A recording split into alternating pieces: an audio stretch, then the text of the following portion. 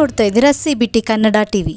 ಮದ್ದೂರಿನ MS Chennegowda ವಿದ್ಯಾನಿಲಯದ ಅಂಗಸಂಸ್ಥೆಗಳಾದ ಜವಾಹರ್ ಪ್ರೌಢಶಾಲೆ, ಕಮಲಾ ನೆಹರು ಬಾಲಿಕಾ ಪ್ರೌಢಶಾಲೆ, ಕಸ್ತೂರಬಾ ಉನ್ನತ ಪ್ರಾಥಮಿಕ ಶಾಲೆಯ ಸಹಯೋಗದೊಂದಿಗೆ 2024-25ನೇ ಸಾಲಿನ ಕ್ರೀಡಾ ಮತ್ತು ಸಾಂಸ್ಕೃತಿಕ ಚಟುವಟಿಕೆಗಳ ಉದ್ಘಾಟನಾ ಸಮಾರಂಭ ಇಂದು ಸಭಾಂಗಣದಲ್ಲಿ ನಡೆಯಿತು. ಕಾರ್ಯಕ್ರಮವನ್ನು ಉದ್ಘಾಟಿಸಿ ಮಾತನಾಡಿದ ಹೊಳಗೆರೆಹಳ್ಳಿ ಕೃಷಿ ಇಲಾಖೆಯ ಸಹಾಯಕ ನಿರ್ದೇಶಕರಾದ ಶಿವರಾಜುರವರು, ಶಿಕ್ಷಕರು ವಿದ್ಯಾರ್ಥಿಗಳ ಪ್ರತಿಭೆಯನ್ನು ಬಾಲ್ಯದಲ್ಲಿಯೇ ಗುರುತಿಸಿ ಪೋಷಿಸುವ ಜವಾಬ್ದಾರಿ ಹೊಂದಿರುತ್ತಾರೆ. ನಾವು ಓದುತ್ತಿದ್ದ ಸಂದರ್ಭದಲ್ಲಿ ಜವಾಹರ್ ಪ್ರೌಢಶಾಲೆಯಲ್ಲಿ ಸೀಟು ಸಿಗಬೇಕೆಂದರೆ ಹರಸಾಹಸ ಪಡಬೇಕಿತ್ತು.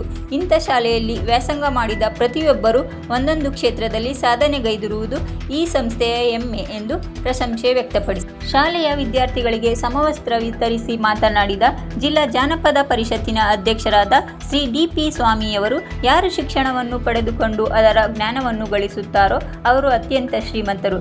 ಸಾಮಾನ್ಯ ಜನರು ಸಹ ಉನ್ನತ ಹುದ್ದೆಯನ್ನು ಏರಲು ಶಿಕ್ಷಣದಿಂದ ಮಾತ್ರ ಸಾಧ್ಯ ಎಂದು ಶಿಕ್ಷಣದ ಮಹತ್ವವನ್ನು ತಿಳಿಸಿದರು.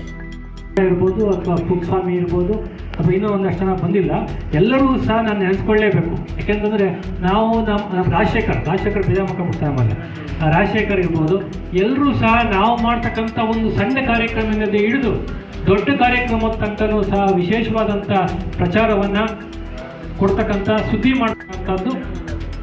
ಹಾಗಾಗಿ ಎಲ್ಲರನ್ನೂ ಸಹ, ಎಲ್ಲ ಪತ್ರಕರ್ತರ ಮಿತ್ರರನ್ನೂ ಸಹ ಅತ್ಯಂತ ಆತ್ಮೀಯವಾಗಿ ನಾನು ಸ್ವಾಗತಿಸ್ತೇನೆ. ಈಗ ತಾನೇ ಆಗಮಿಸ್ತಾರ್ತಕ್ಕಂಥ ಡಾಕ್ಟರ್ ವೀರಭದ್ರಪ್ಪನವರು ಬಹುಶಃ 78 ಬ್ಯಾಚ 82 SLCಯ 82 to 85 82-85ನೇ ಬ್ಯಾಚ್ ಪದವಿಯನ್ನು ಪಡೆದಂಥ ಸರ್ಕಾರಿ ಉದ್ಯೋಗವನ್ನು ಪಡೆದು ಬಹಳ ಗ್ರಾಮೀಣ ಪ್ರದೇಶದ ಎಲ್ಲ ಜನರಿಗೆ ಆರೋಗ್ಯ ಕಾಪಾಡಿಕೊಳ್ಳುವ ವಿಚಾರದಲ್ಲಿ ಅತ್ಯಂತ ಪ್ರಾಮಾಣಿಕವಾಗಿ ಕೆಲಸ ಮಾಡ್ತಾ ಇದ್ದಾರೆ. ಇವರು ಹಲ್ಗೂರು ಹತ್ರ ಒಂದು ಕಡೆ ಸಹ ಎತ್ತಂಬಾಡಿನಲ್ಲಿ ಒಟ್ಟಿಗೆ ಕೆಲಸ ಮಾಡ್ತಾ ಇದ್ರು. ಇವರು ಊರಿದ್ದು KM ದೊಡ್ಡಿಯಿಂದ ಎತ್ತಂಬಾಡಿಗೆ ಡೈಲಿ ಟ್ರಾವೆಲ್. ಇವ್ರದ್ದು ಆನ್ಲೈನ್ ಸರ್ವಿಸ್ಸು. ಇವರು ಡಾಕ್ಟ್ರು ಬೆಳಗ್ಗೆ 8:30ಗೆ ಏನಾದ್ರು ಅವರು ಊರಿನಲ್ಲಿ ಪಾಸ್ ಆಗ್ತಾರೆ ಅಂತ ಸಮಯ ಗೊತ್ತಾಗ್ಬಿಟ್ರೆ ಪೇಷಂಟ್ಗಳು ಕಾಯ್ಕೊಂಡು ಕೂತಿರೋರು. ಇವರು ಅಲ್ಲೇ ಬೈಕ್ ನಿಲ್ಲಿಸಿ ಏನು ಅಂತ ಕೇಳಿಕೊಂಡು ಟ್ರೀಟ್ಮೆಂಟ್ ಕೊಟ್ಟು ಮುಂದಕ್ಕೆ ಹೋಗ್ತಿದ್ರು. ಸೊ ಆ ರೀತಿಯಾದಂಥ ಒಂದು ಗುಣವನ್ನು, ವ್ಯಕ್ತಿತ್ವವನ್ನು ಹೊಂದಂಥವರು ವೀರಭದ್ರಪ್ಪನವರು. 7ನೇ ಕ್ಲಾಸ್ಗೆ ಹುಚ್ಚೇಗೌಡರು ನಮ್ಮೂರೇ ಆದಂಥ ಎಲ್ಲರೂ ನಮ್ಮೂರಿನವರೇ ಆಗಿದ್ರು. ಅವಾಗ ಅವರಂತೂ ಎಷ್ಟು ಶಿಕ್ಷಣದ ಒಂದು ಬಗ್ಗೆ ಅವ್ರಿಗೆ ಆಸಕ್ತಿ ಇತ್ತು, ವಿದ್ಯಾರ್ಥಿಗಳ ಬಗ್ಗೆ ಆಸಕ್ತಿ ಇತ್ತು ಅಂತ ಹೇಳಿದ್ರೆ ಅವರ ಕಂಡ್ರೆ ನಮ್ಗೆಲ್ಲರಿಗೂ ಭಯ. ಅವ್ರ ಮುಖ ನೋಡಿದ್ರೆ ಓಡ್ತಾ ಇದ್ವಿ ನಾವು. ಆ ರೀತಿಯ ಒಂದು ಭಯ ಇತ್ತು ನಮ್ಗೆಲ್ಲರೂ. ಅದೇ ರೀತಿ ನಾನು ಅಪೂರ್ವ ನಾವೆಲ್ಲ ಈಗ ಮಾತಾಡ್ತಾ ಇರ್ಬೇಕಾದ್ರೆ ನಮ್ಮ ಎಲ್ಲ ಹೈಸ್ಕೂಲ್ ಶಿಕ್ಷಕರನ್ನ ನಾನು ಮಾಡ್ಕೊಂಡೆ. ನಿಮ್ಗೆ ಗೊತ್ತಿರಬೇಕು, ಕುದುರೆಗಂಡಿ ದೇವೇಗೌಡರು, DG ಅಂತ ಹೇಳ್ತೀವಿ, ಶಾರ್ಟ್ ಹೆಸರಲ್ಲಿ DG ಅಂತ. ಅವರ ಗಣಿತ ಶಿಕ್ಷಣವನ್ನ ನೀವು ಯಾರಾದ್ರೂ ಕೇಳಿದ್ರೆ ಮಾಡಲಿಕ್ಕೆ ಸಾಧ್ಯನೇ ಇಲ್ಲ.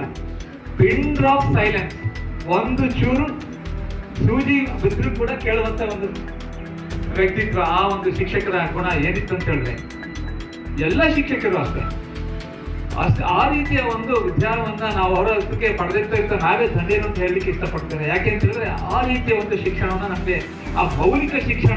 ಚರಣ್ ಅವ್ರ ಕೈಲಿ ಅವ್ರಿಗೆ ವಿಶೇಷವಾದಂಥ ಒಂದು ಬಹುಮಾನವನ್ನು ನಂತರದಲ್ಲಿ ಕೊಟ್ಟು ಅಂತಕ್ಕಂಥದ್ದು.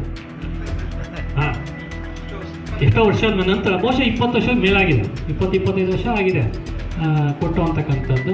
ಅತ್ಯಂತ ಪ್ರಾಮಾಣಿಕವಾಗಿ ವೃತ್ತಿನಲ್ಲಿ ಕೆಲಸ ಮಾಡಿದಂಥವರು. ಜೊತೆಗೆ ಇನ್ನೊಂದೇನು ಅಂತಂದರೆ ಎಲ್ಲರ ಕಷ್ಟಕ್ಕೆ ಸ್ಪಂದನೆ ಮಾಡ್ತಕ್ಕಂಥ ವ್ಯಕ್ತಿತ್ವ. ಯಾವುದೇ ಕಷ್ಟ ಅಂತಂದರೆ ಅದಕ್ಕೊಂದು ಪರಿಹಾರ ಹುಡುಕುವಲ್ಲಿ ಅವ್ರ ಪಾತ್ರ ಇರ್ತದೆ ಅಂತಕ್ಕಂಥದ್ದು. ನನ್ನ ವೈಯಕ್ತಿಕವಾದಂಥ ಜೀವನದಲ್ಲಿ ನಾನು ಹೇಳೋದಾದರೆ, ನಾನು ಯಾರು ಸಲಹೆಗಳನ್ನ ಕೇಳೋದಾದರೆ ಕೆಲವು ಮಂದಿಗಳಲ್ಲಿ ಇವರೊಬ್ಬರು ಅಗ್ರಗಣ್ಯರು. ನಂದು ಯಾವುದೇ ಒಂದು ಸಮಸ್ಯೆ ಬಂತು ಅಂತಂದರೆ, ಸಂತೋಷ ಇರ್ಬೋದು, ದುಃಖ ಇರ್ಬೋದು, ಎಲ್ಲವನ್ನು ಹಂಚ್ಕೊಳ್ಳೋದಕ್ಕೆ ಏನಾದ್ರು ಸಾಧ್ಯತೆಗಳಿದ್ದಂಥ ಸ್ನೇಹಿತರು ಇದ್ದಾರೆ ಅಂತಂದರೆ ಅದರಲ್ಲಿ ಪ್ರಸಾದ್ ಒಬ್ಬರು ಅಂತಕ್ಕಂಥದ್ದು. ಈ ರೀತಿಯಾದಂಥ ವಿಶೇಷವಾದಂಥ ವ್ಯಕ್ತಿತ್ವವನ್ನು ಹೊಂದಿರತಕ್ಕಂಥವ್ರು. ಜೊತೆಗೆ ಒಂದು ರೀತಿಯಲ್ಲಿ ಅವರ ಪ್ರಭಾವಳಿನೂ ಹಾಗೇ ಇದೆ. SM ಕೃಷ್ಣ ಅವರು ಮಾಜಿ ಮುಖ್ಯಮಂತ್ರಿಗಳಿದ್ದಾರಲ್ಲ, ಅವರು ವಾರ್ಗೆನಲ್ಲಿ ಅವ್ರಿಗೆ ದೊಡ್ಡಪ್ಪ. ಆ ರೀತಿಯಾದಂಥ ವ್ಯಕ್ತಿತ್ವವನ್ನು ಸಹ ಹೊಂದಿರತಕ್ಕಂಥವರು ಪ್ರಸಾದ್ ಅವರು. ಅವರನ್ನು ನಿಮ್ಮೆಲ್ಲರ ಪ್ರೀತಿಯ ಚಪ್ಪಾಳೆಯೊಂದಿಗೆ ಈ ಕಾರ್ಯಕ್ರಮಕ್ಕೆ ಅವರನ್ನು ಸ್ವಾಗತಿಸ್ತಾ ಇದ್ದೇನೆ.